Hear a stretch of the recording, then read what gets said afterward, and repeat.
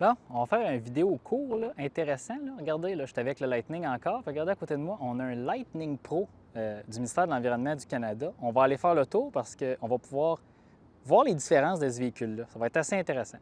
Dans le fond, ça, c'est le Lightning de JN Auto. C'est un XLT petite batterie. Puis là, à côté de nous, comme je vous disais, F-150 Lightning Pro. Regardez la différence. On a la barre de lumière.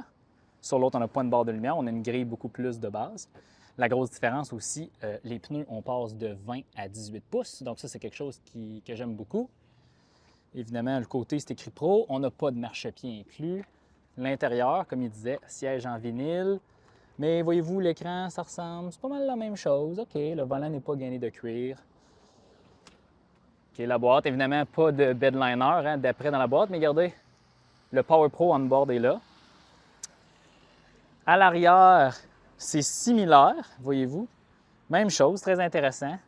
Évidemment, le haillon n'est pas électrique sur ce modèle-là, mais c'est bien, bien intéressant de voir ça. Ça me surprend, évidemment. À la fin, c'est probablement suffisant pour le commun des mortels. Mais regardez, là, on voit la protection de batterie. Là.